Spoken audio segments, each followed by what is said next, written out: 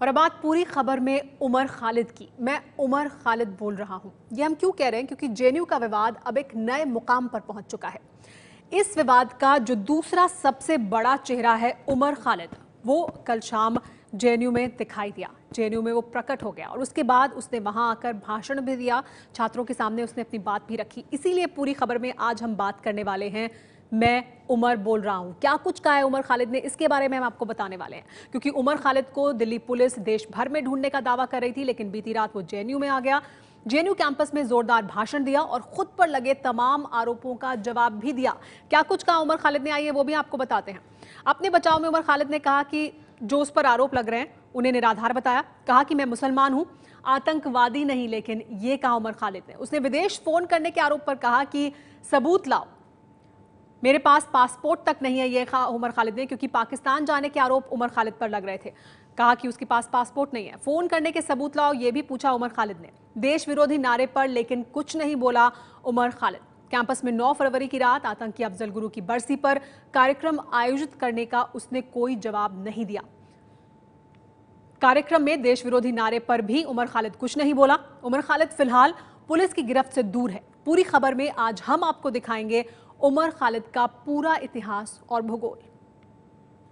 साथियों, मेरा नाम उमर खालिद जरूर है, लेकिन I am not a terrorist.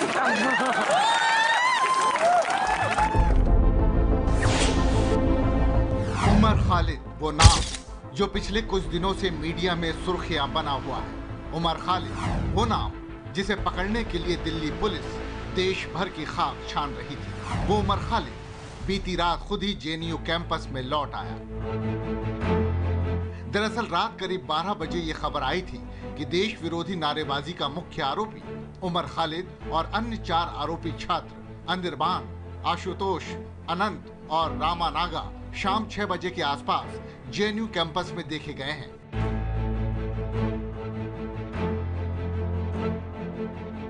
इसके बाद सुबह 4 बजे यूट्यूब पर डाले गए इन वीडियो ने उमर खालिद के जेएनयू लौटने की पुष्टि भी कर दी।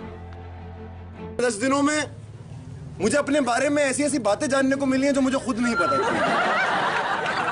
मुझे पता चला कि मैं 2 बार पाकिस्तान होकर आया हूं। मेरे पास पासपोर्ट नहीं है, लेकिन फिर भी मुझे पता चला कि मैं 2 बार पाकिस्तान होकर आया। फिर मुझे पता चला, जब ये बात गुब्बारा फट गया, फिर पता चला कि मैं मास्टरमाइंड हूं। मतलब जेएनयू के students they have a wonderful mind, but I was the one focused that I am the mastermind who ensured this entire program, and I was planning these programs in 17-18 universities. I did not know. I seriously did not know my influence was so huge. Then they said that I was planning this meeting for the last 2-3 months. मतलब अगर JNU में एक public meeting कराने के लिए 10 महीने लगे तो पता नहीं जेएनयू तो ठप हो जाएगा। इन वीडियो में उमर खालिद केंद्र की मोदी सरकार और आरएसएस के खिलाफ जमकर नारेबाजी करता नजर आया है। पूरे 14 मिनट तक उमर खालिद ने भाषण दिया और अपने ऊपर लगे देश विरोधी नारेबाजी के आरोप को सिरे से ही नकार दिया। लेकिन उसने अफजल गुरु की बरसी के उस आयोजन को लेकर कुछ नहीं कहा जिसने इस पूरे जेएनयू विवाद को जन्म दिया है। आप लोगों ने इस देश के लोगों के खिलाफ, कोई आदिवासी हो तो उसको माओवादी बोल के, कोई मुसलमान हो तो उसको आतंकवादी बोल के, जिस तरीके से एक सिलसिला चला है, और इसी तरीके से मीडिया ट्रायल और पूरा स्टेट अपैरेटस उसके पीछे लगा रहता है। मेरी कई बहनें हैं और सब लोगों को, जब लोग उन लोगों ने आगे सोशल मीडिया पर लिखना शुरू किया, जिस तरीके से अलग अलग किस्म की धमकियां देनी शुरू करी, किसी को बोला बलात्कार कर देंगे, किसी को बोला एसिड अटैक करेंगे, किसी को बोला तुम्हें जान से मार देंगे। मुझे वही समय याद आ रहा था जब बजरंग दल के लोग कंधमाल में क्रिश्चियन नन के साथ रेप कर रहे थे, तो वहां भारत माता की जय बोल रहे थे। अगर मैं उस दिन के कॉमरेड कन्हैया 11 फरवरी के भाषण को याद करूं कि अगर तुम्हारी भारत माता में ये तुम्हारी भारत माता है तो ये हमारी भारत माता नहीं है, और हमें इस बात का कोई शर्म नहीं है। उमर खालिद समेत 5 आरोपी छात्रों के जेएनयू वापस लौटने की खबर मिलते ही पुलिस भी हरकत में आ गई।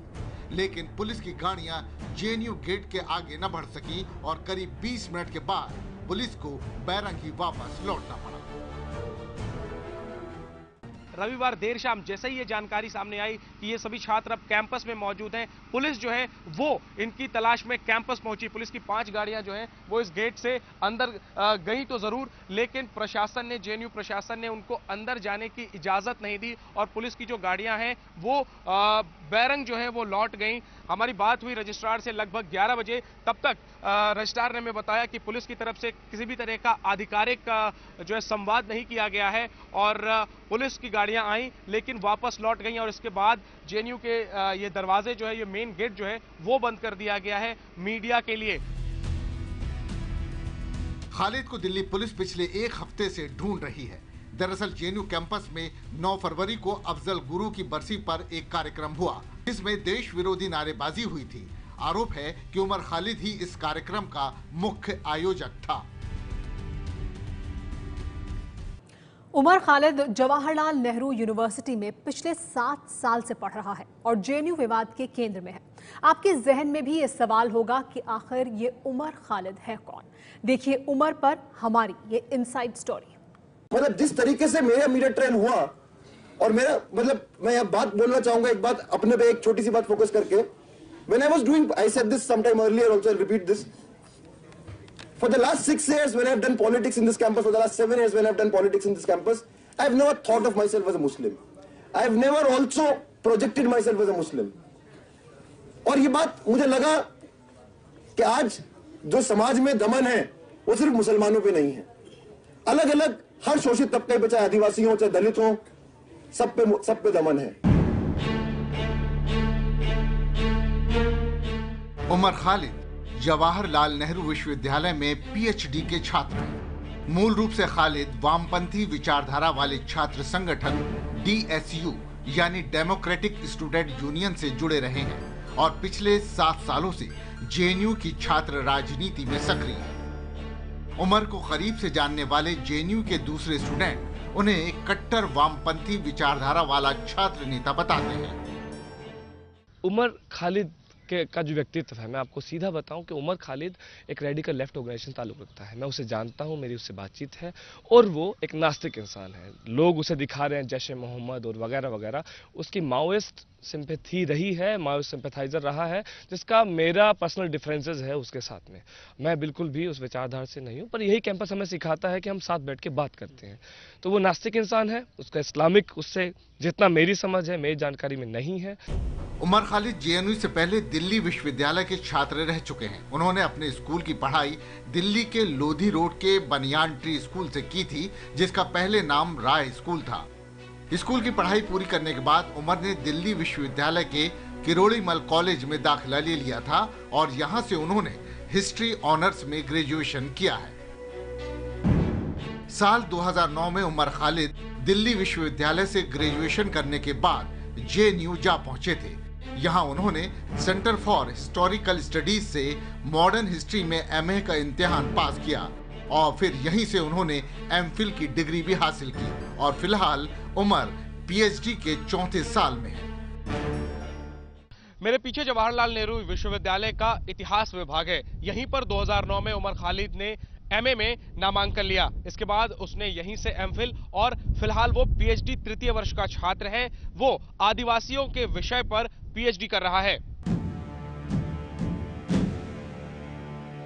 उमर खालिद जेएनयू के इसी ताप्ती हॉस्टल के कमरा नंबर 168 में रहते हैं। हालांकि उनका घर दिल्ली के ही जामिया इलाके में है, जहां उनका पूरा परिवार रहता है।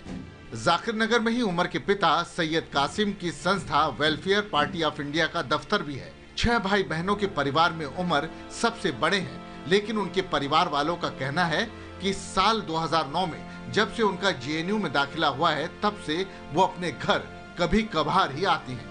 यही नहीं, उनका ज्यादातर वक्त धरने प्रदर्शन में ही गुजरता है।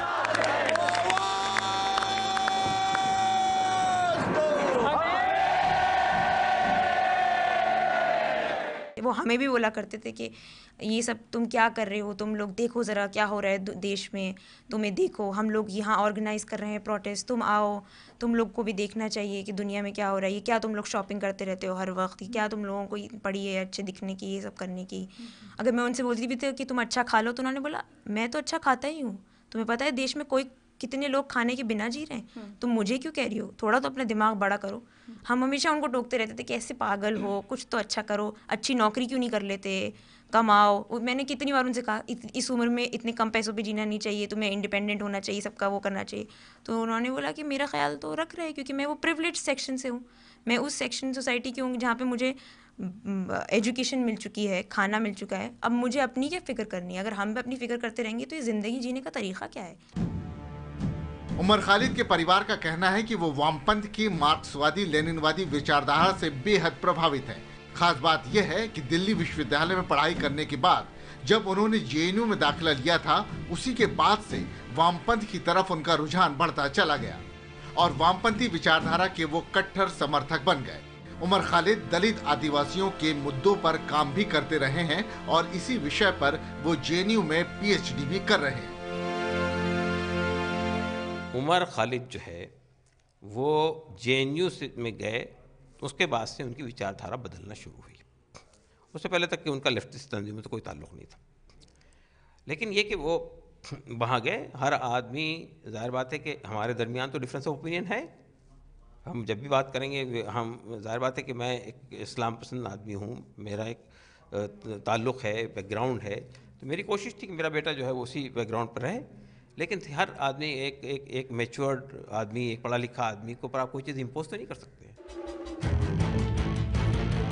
दरअसल जेएनयू विवाद के दो चेहरे हैं, एक कन्हैया कुमार और दूसरा उमर खालिद। जेएनयू छात्र संघ अध्यक्ष कन्हैया मूल रूप से वामपंथी विचारधारा वाले छात्र संगठन AISF यानी ऑल इंडिया स्टूडेंट फेडरेशन से जुड़े रहे हैं, जबकि उमर खालिद जिस DSU यानी डेमोक्रेटिक स्टूडेंट यूनियन से जुड़े हैं वो वामपंथ की बेहद कट्टर विचारधारा वाली कम्युनिस्ट पार्टी ऑफ इंडिया माओवादी का छात्र संगठन है। यही वजह है कि जेएनयू कैंपस में उमर खालिद को बेहद कट्टर विचारों वाले छात्र नेता के तौर पर भी पहचाना जाता है।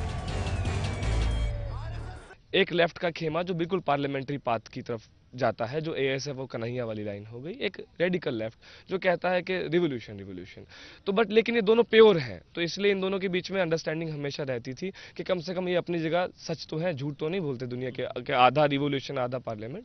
तो इसलिए हमारा डिस्कोर्स होता था उमर से, और उमर से जितनी मेरी समझदारी है, उमर बहुत ही क्लियर समझदारी रखता था अपनी सोच को लेकर, मार्क्सिज्म को लेकर उसकी बात अलग होती थी, लेकिन वो रेडिकलाइज होता था।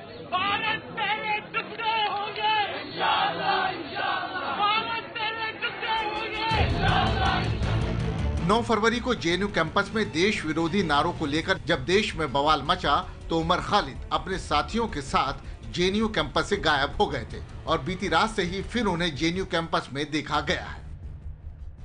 आप लोगों ने इस देश के लोगों के खिलाफ, कोई आदिवासी हो तो उसको माओवादी बोल के, कोई मुसलमान हो तो उसको आतंकवादी बोल के, जिस तरीके से एक सिलसिला चला है और इसी तरीके से मीडिया ट्रायल और पूरा स्टेट अपैरेटस उसके पीछे लगा रहता है। जेएनयू कांड में उमर खालिद समेत देशद्रोह के 4 आरोपी छात्र सामने आ चुके हैं, लेकिन सवाल यह है कि इनकी गिरफ्तारी होगी या फिर ये सरेंडर करेंगे। यहाँ सवाल यह भी है कि अगर इन छात्रों का देश के कानून में भरोसा है तो इन्हें खुद को पुलिस के हवाले करना चाहिए। साथियों, मेरा नाम उमर खालिद जरूर है, लेकिन I am not a terrorist. देशद्रोह का केस दर्ज होने के बाद पहली बार कैंपस में दिखे उमर खालिद ने खुद पर लगे तमाम आरोपों के जवाब दिए हैं, लेकिन 15 मिनट के अपने भाषण में उमर ने जेएनयू कैंपस में 9 फरवरी को हुई देश विरोधी नारेबाजी पर कुछ नहीं कहा। यही नहीं, उमर अफजल गुरु की बरसी का कार्यक्रम कराने के आरोप पर भी कुछ नहीं बोले। हालांकि उमर के साथ गायब हुए बाकी आरोपियों ने नारेबाजी और कार्यक्रम के आयोजन के आरोपों से साफ इनकार किया है। कि हम लोगों का शक है और कहीं ना कि ये जो जितने लोग थे इस कैंपस में ही होंगे और इनका कौन लोग साथ दे रहे हैं, कौन प्रोफेसर है, उनके खिलाफ हमारा मांग है कि उनके खिलाफ कार्रवाई की जाए कि आखिर वो किसके साथ इस कैंपस में रह रहे थे। लोग डिसाइड किए वहाँ पे कि अगर कैंपस का माहौल ख़राब है, नॉर्थ गेट पे आपके लोग वहाँ पे माने इस तरह से धमकी दे रहे हैं, स्टूडेंट को टारगेट किया जा रहा है, तो कुछ दिन अगर माहौल ठीक हो जाएगा तो हम लोग फिर से यहाँ पे आएंगे। जितने भी इनोसेंट लोग थे हम लोग, जिसमें कहीं से भी कोई हम लोग शामिल नहीं थे, कोई देश विरोधी नारे हम लोगों ने वहाँ पे नहीं लगाए हैं और तोड़ मरोड़ कर सारी चीज़ों को पेश करके एकदम सीधे उन्होंने हमारे ऊपर ये जारी कर दिया कि फतवा कि ये लोग देशद्रोही लोग हैं। तो सफाई की ज़रूरत ही नहीं जब हम लोगों ने कोई क्राइम ही नहीं किया, जब हम लोगों ने कुछ किया ही नहीं। जो बाहरी लोग वहाँ पे मुँह ढककर नकाबपोश लोग जो नारे लगा रहे थे उनको तो आज तक उन्होंने पकड़ा नहीं। देशद्रोह के आरोपों से छात्र इनकार कर रहे हैं, लेकिन इस विवाद में अब आगे पुलिस क्या करेगी इसको लेकर उसका रुख भी अभी साफ नहीं है। दूसरी तरफ जेएनयू छात्र संघ और शिक्षक संघ जेएनयू कैंपस में पुलिस की एंट्री के खिलाफ है। मैं तो ये कहूंगा कि अगर उनको पुलिस ढूंढ रही है, अगर पुलिस को उनकी आवश्यकता है तो उन्हें जो है पुलिस की इन्वेस्टिगेशन ज्वाइन करनी चाहिए। अगर वो निर्दोष हैं, अपनी निर्दोषी का उन्हें साक्ष्य पेश करना चाहिए। जेएनयू विवाद में राष्ट्रीय स्वयंसेवक संघ के छात्र संगठन एबीवीपी यानी अखिल भारतीय विद्यार्थी परिषद का कहना है कि जेएनयू को बदनामी से बचाने के लिए आरोपी छात्रों को सरेंडर करना चाहिए। एबीपी न्यूज की राय है कि छात्र कह रहे हैं कि उन्हें कानून में भरोसा है तो उन्हें कैंपस की आड़ में छिपने की जगह खुद को पुलिस के हवाले करना चाहिए। छात्र इस बात का इंतजार न करें कि वीसी पुलिस को कैंपस के अंदर आने की इजाजत देंगे। अगर पुलिस कैंपस के अंदर जाएगी तो हालात और बिगड़ सकते हैं। बेहतर होगा छात्र खुद को पुलिस के हवाले करें।